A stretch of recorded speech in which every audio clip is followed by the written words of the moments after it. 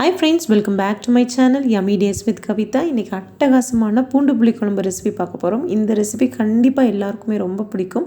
நிறைய tips share பண்ணிருக்கேன். அதெல்லாம் கண்டிப்பா ஃபாலோ பண்ணி செஞ்சு பாருங்க. வாங்க இந்த ரெசிபி எப்படி செய்யறதுன்னு பார்க்கலாம். ஒரு panல 2 டேபிள்ஸ்பூன் நல்லெண்ணெய் சேர்த்திருக்கேன். 1/2 டீஸ்பூன் கடுகு, புளிக்குழம்பு, காரக்குழம்பு எல்லாம் செய்யும்போது சீக்ரெட் என்னன்னா ஒரு 1/2 டீஸ்பூன் மிளகு சேர்த்து பாருங்க. டேஸ்டி அட்டகாசமா இருக்கும். மிளகு பொரிஞ்சதுக்கு அப்புறம் ஒரு 1/2 டீஸ்பூன் வெந்தயம் சேர்த்துக்கோங்க. கடுகு, மிளகு, வெந்தயம் எல்லாம் நல்லா பொரிஞ்சதுக்கு அப்புறம் ஒரு 1/2 டீஸ்பூன் பெருங்காயம் சேர்த்துக்கோங்க.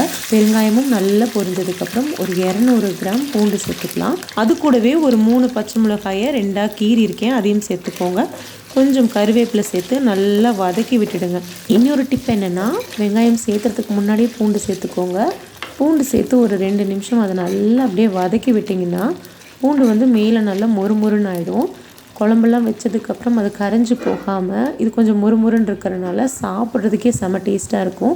கண்டிப்பாக ட்ரை பண்ணி பாருங்கள். இப்போ இது மூடி ஒரு 2 நிமிஷம் வேக வச்சுக்கலாம். பூண்டு மொறுமொறுன்னு வதங்கணும், அதே மாதிரி கொஞ்சம் சாஃப்டாகவும் குக் ஆகணும். இப்போ ஒரு 20 சின்ன வெங்காயத்தை 2ஆக நறுக்கியிருக்கேன், அதையும் உள்ளே சேர்த்துக்கலாம். கொஞ்சம் உப்பு சேர்த்து வெங்காயம் பூண்டெல்லாம் நல்லா வதக்கி எடுத்துக்கோங்க.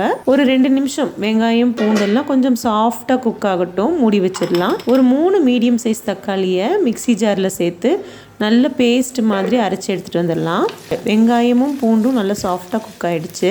இதில் முக்கியமான டிப்பே நீங்கள் தக்காளி அரைச்சி சேர்த்துனீங்கன்னா அந்த டேஸ்ட்டும் சூப்பராக இருக்கும், நம்ம சாப்பிட்றதுக்கும் ரொம்ப நல்லாயிருக்கும். நல்ல எண்ணெய் பிரிஞ்சு வர வரைக்கும் நல்லா வதக்கி எடுத்துக்கோங்க. எண்ணெய் பிரிஞ்சு வரணும், அப்போ தான் நம்ம குழம்பு வச்சு சாப்பிட்றதுக்கும் நல்லாயிருக்கும், டேஸ்ட்டும் சூப்பராக இருக்கும். எண்ணெய் பிரிஞ்சு வந்ததும் குழம்பு மிளகாய்த்தூள் ஒரு 2 டீஸ்பூன் சேர்த்துருக்கேன், அதையும் நல்லா கலந்து வதக்கி விட்டுடுங்க. நான் சொல்ல மறந்துட்டேன், ஒரு சீக்ரெட்டான டிப் என்னென்னா, பூண்டு ஓரளவுக்கு நல்லா மொறுமொறுன்னு வதங்கினதுக்கு அப்புறம் வெங்காயம் சேர்த்துங்க, அப்போ தான் பூண்டும் சீக்கிரமாக வெந்துடும். 1 கப் தண்ணி சேர்த்து இது நல்லா ஒன்றா கலந்து விட்டுடுங்க. நான் ஒரு 2 டீஸ்பூன் வீட்டில் செஞ்ச புளி பேஸ்ட்டு சேர்த்துருக்கேன். உங்கள்கிட்ட புளி பேஸ்ட் இல்லைன்னா எலும்பிச்சம்பழம் அளவு புளியை நல்லா கரைச்சி உள்ளே சேர்த்துக்கோங்க, அதுவும் கரெக்டாக தான் இருக்கும். இப்போ தேவையான அளவு தண்ணி சேர்த்துக்கோங்க. நான் மறுபடியும் 1 கப் தண்ணி சேர்த்துருக்கேன். தண்ணி சேர்த்துட்டு எல்லாம் ஒன்றா கலந்து விட்டுடுங்க. நமக்கு இப்போ புளியோட பச்சை வாசனை, அதுக்கப்புறம் நம்ம சேர்த்துன மிளகா பொடியோட வாசனைலாம் போகணும். அது வரைக்கும் இது நல்லா வேகட்டும். ஒரு 2 நிமிஷம் மூடி வச்சுடுங்க. இப்போ பூண்டு வெங்காயம் எல்லாம் நல்லா ஒன்று கலந்து கொதிச்சு வந்திருக்கு.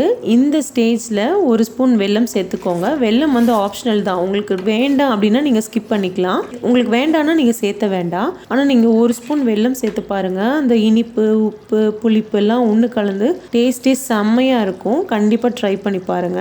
இப்போ நான் ஸ்டவ் ஆஃப் பண்ணிட்டேன். ஒரு 2 நிமிஷம் கழிச்சு ஓப்பன் பண்ணிங்கன்னா இப்படி இருக்கும். அவ்வளோதாங்க, அட்டகாசமான பூண்டு புளிக்குழம்பு ரெசிபி ரெடி ஆயிடுச்சு. இந்த ரெசிபி உங்களுக்கு பிடிச்சிருக்குன்னு நினைக்கிறேன். பிடிச்சிருந்ததுன்னா கண்டிப்பாக ட்ரை பண்ணி பாருங்கள். ட்ரை பண்ணி பார்த்துட்டு எப்படி இருந்துச்சு அப்படின்னு உங்களோட ஃபீட்பேக்ஸ் அண்ட் கமெண்ட்ஸை என் கூட ஷேர் பண்ணுங்கள். தேங்க்யூ.